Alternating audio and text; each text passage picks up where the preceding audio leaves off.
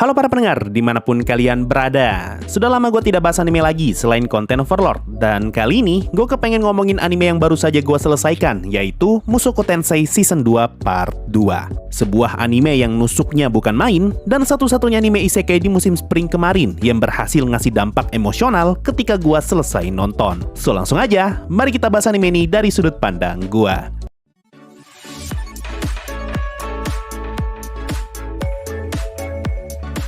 Satu hal yang selalu gue pegang dari dulu ketika masih baca novel dan sampai nonton animenya saat ini, gue selalu menganggap Mushoku Tensei sebagai cerita biografi. Biografi tentang manusia sampah yang tereinkarnasi ke isekai dan mencoba untuk mengubah hidupnya sehingga dia dapat hidup bahagia. Ini bukan cerita isekai action baku hantam, bukan cerita isekai jualan harem, bukan isekai senang-senang maupun lucu-lucuan, dan bukan pula isekai yang jualan MC keren serta edgy. Tapi ini cerita isekai tentang manusia sampah yang terlahir kembali sampai akhirnya dia akan mati lagi. Inilah yang gua maksud sebagai biografi. Sebagai manusia sampah, Rudeus mempunyai garis start yang bisa dibilang minus kalau dibandingkan dengan karakter utama di anime isekai lain, yang kalau bukan anak sekolah biasa, anak sekolah edgy, anak sekolah bermasalah, ataupun orang tua yang pengen hidup damai. Coba kalian hitung berapa banyak anime isekai yang punya MC sesampah Rudeus. Hidupnya murni cuma jadi beban keluarga, dan bahkan ketika orang tuanya mati, dia sama sekali tidak peduli dan lebih milih nganu. Sesampah itu Rudeus ketika masih hidup di Jepang. Dan cerita Mushoku Tensei benar-benar sukses menggambarkan kisah hidup manusia sampah yang bukan memulai dari titik nol, tapi mulai dari titik minus, sampai akhirnya dia berjuang untuk bisa sedikit jadi lebih positif. Atau bahasa simpelnya, Rudeus hanya ingin hidup bahagia, hidup tenang bersama keluarga, orang yang dicinta, teman-teman terdekat, serta kerabat terdekat.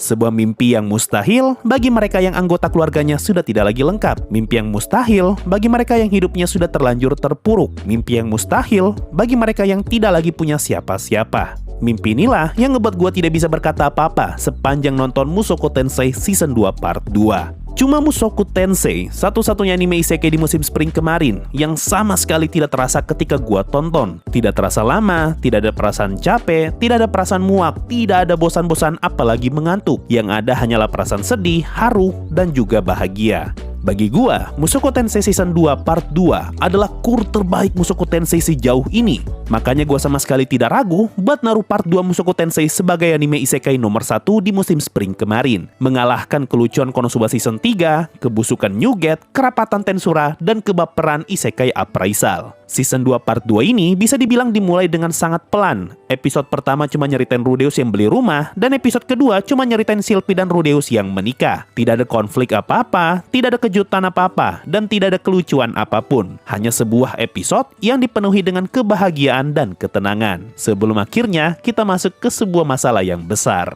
Nah, masuk episode 3, mulai ada konflik yang terlihat ketika Nanahoshi merasa putus asa setelah gagal dengan eksperimen sihir yang sedang dia kerjakan. Tapi berkat bantuan semua orang, Nanahoshi pun berhasil tertolong. Dan episode ini lagi-lagi diakhiri dengan kebahagiaan. Semua orang makan bersama, tertawa bersama, dan bersenang-senang bersama. Seakan-akan masalah hidup Nanahoshi sudah selesai hanya dengan satu episode saja. Padahal sejatinya, perjalanan Nanahoshi masih sangat panjang, dan masih akan ada banyak masalah besar yang menanti dia di masa depan. Persis seperti kalimat Rudeus di akhir episode 3 ini, di mana dia ngomong, terkadang memang perlu melupakan semuanya, agar bisa tetap menjalani hidup, karena hidup memang dipenuhi hal yang berat. Entah kenapa ya, kalimat ini tuh kayak punya beban sendiri ketika keluar dari mulut seorang Rudeus. Karakter yang hidupnya memang berat, bukan berat karena ngelawan super villain kagak ngotak, tapi berat karena harus melawan dirinya sendiri yang ingin hidup bahagia meskipun dia tahu kalau dia hanya sekedar sampah. Masuk episode 4 dan 5, Rudeus sangat kesulitan untuk bisa berurusan dengan adiknya yaitu Norn, dan gue pribadi sangat bisa memahami perasaan Rudeus ketika harus berurusan dengan adiknya yang bermasalah. Terkadang kita tuh tidak tahu apa yang orang lain butuhkan. Terkadang kita malah bingung kenapa orang lain kesulitan. Dan terkadang kita tidak sadar kalau kita sendirilah yang jadi penyebab masalah tersebut. Gua benar-benar respect dengan tindakan Rudeus di 2 episode ini. Dia mencoba untuk menghormati keputusan adiknya, tapi ketika sadar kalau adiknya bermasalah, dia segera bertindak tanpa pikir panjang. Kalau berkaca dari latar belakang Rudeus yang aslinya sampah, ini adalah bentuk pengembangan karakter yang sangat jauh dibandingkan Rudeus ketika season 1. Bahkan jika kita berkaca pada diri kita sendiri, kita pun belum tentu mampu setangguh Rudeus ketika berada di situasi seperti ini. Padahal kita, atau mungkin banyak dari kita, tidak sesampah Rudeus. Masuk episode 6 dan 7, 7, Rudeus dihadapkan oleh sebuah masalah yang memaksa dia harus memilih. Memilih untuk tetap tinggal bersama Sylvie yang sedikit lagi melahirkan, atau memilih untuk pergi meninggalkan Sylvie yang sedang hamil dan membantu ayahnya yang sedang butuh bantuan. Sebuah pilihan yang mungkin saja relate bagi kalian yang merantau dan jauh dari rumah. Bagi kalian yang mempunyai keluarga baru, apakah kalian lebih memilih tinggal bersama keluarga barumu yang saat ini sedang membutuhkan kehadiran dirimu, atau kalian malah lebih memilih untuk pulang meninggalkan keluarga barumu selama sekian tahun demi bisa bertemu dengan orang tuamu yang sangat membutuhkan kehadiran dirimu? Berapa banyak coba anak di luar sana yang tidak mampu pergi untuk menemui orang tuanya karena berbagai alasan, dan mereka hanya bisa bersedih ketika mendengar kabar duka dari orang tuanya. Padahal anak itu tahu kalau dia bisa saja maksa untuk pergi menemui orang tuanya ketika saat itu dibutuhkan. Dilema inilah yang Rudeus rasakan di sepanjang episode 6 dan 7. Penyesalan macam apa yang akan Rudeus rasakan jika saja dia memutuskan untuk tidak pergi dan tetap tinggal bersama Sylvie. Bisa dipastikan kalau Paul bakalan tetap mati di labirin, Roxy juga bakalan mati di labirin, Norn bakalan menyimpan dendam kepada Rudeus, dan ibunya juga mungkin tidak akan pernah ditemukan. Tapi di lain sisi, kalau saja Rudeus tidak dibantu oleh Nana Hoshi, maka bisa dipastikan kalau Rudeus akan kehilangan masa-masa indah yang selama ini dia nantikan, yaitu melihat anak pertamanya lahir dan berada di samping wanita yang paling dia cintai ketika dibutuhkan. Dilema ini yang ngebuat gue semakin relate dengan Rudeus, dan untungnya cerita Mushoku Tensei tidak sejahat itu, sampai-sampai ngebuat Rudeus menderita atas segala keputusan yang dia ambil. Masuk episode 8-10 bercerita mengenai misi penyelamatan Zenith yang terjebak di dalam labirin teleportasi, dan misi ini berakhir dengan bayaran yang sangat mahal, yaitu kematian Paul. Kematiannya Paul pun tidak dibuat dramatis sama sekali. Tidak ada scene slow motion ketika Paul mau mati, tidak ada satupun kata perpisahan yang keluar dari mulut Paul ketika dia mau mati. Tidak ada suara teriakan orang terkejut yang melihat Paul mati, dan tidak ada scene dramatis yang ngebuat kematian Paul semakin menyedihkan. Yang ada hanyalah tatapan kosong, tatapan tanpa adanya kalimat yang keluar sama sekali. Bahkan sampai musik ending pun sama sekali tidak ada dialog karakter yang terdengar. Kekosongan inilah yang gua rasakan ketika mendapatkan kabar kalau ada keluarga dekat yang telah berpulang. Tidak tahu mau ngomong apa, tidak tahu mau bikin apa, dan tidak tahu mau lihat kemana. Rasanya seperti kepala ini pengen gua kosongkan demi bisa sejenak melupakan kenyataan yang ada di depan mata.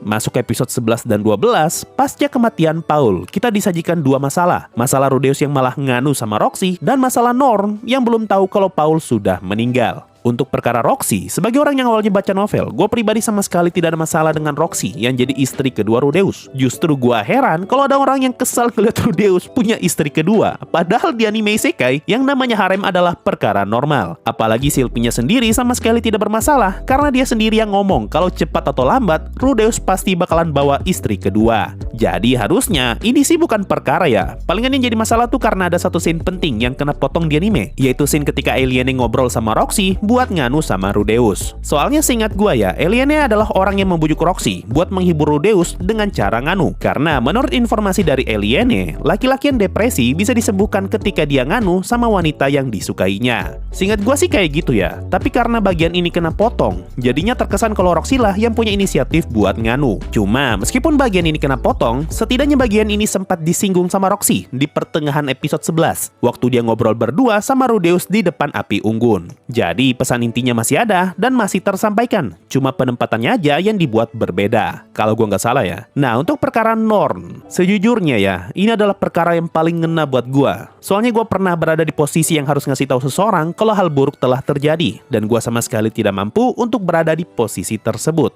Gue ikut bersimpati ketika Norn menangis setelah tahu kalau Paul telah tiada, dan gue pun ikut merasakan beratnya perasaan semua orang yang ada di sana ketika harus menyampaikan kabar tersebut kepada Norn. Dengan kematian Paul, mimpi Rudeus yang ingin hidup bahagia bersama keluarga lengkapnya ternyata tidak dapat terwujud. Sama seperti mimpi sebagian besar dari kita yang ingin kembali merasakan kebahagiaan bersama keluarga lengkap, bersama ayah, bersama ibu, bersama adik, dan bersama kakak. Mimpi inilah yang jadi alasan kenapa gue baper ketika dulu nonton trailer Mushoku Tensei Season 1. Ketika Rudeus kecil ngomong kalau yang dia harapkan adalah dapat terus hidup bahagia. Secara keseluruhan, Mushoku Tensei Season 2 Part 2 adalah kur terbaik sejauh ini, dan cuma Mushoku Tensei satu-satunya anime yang bisa ngasih dampak ketika gua selesai nonton animenya. Sementara anime isekai lain di musim ini rasanya cuma numpang lewat doang setelah gua selesai nontonnya. Kalau dibandingkan dengan Season 2 Part 1 yang sebagian besar cuma nyeritan tentang Johnny, Season 2 Part 2 hampir tidak nyinggung begituan. Bahkan Shinichi-nya bisa dihitung dengan jari. Bukan cuma itu, kalau kalian sadar, otak kotor Rudeus jarang banget ditunjukkan di sepanjang part part 2 ini. Satu part ini isinya betul-betul fokus buat nyeritain proses pendewasaan Rudeus sebagai manusia yang sebelumnya sudah mulai dewasa di akhir part 1 hingga akhirnya semakin matang dan dewasa di part 2 ini.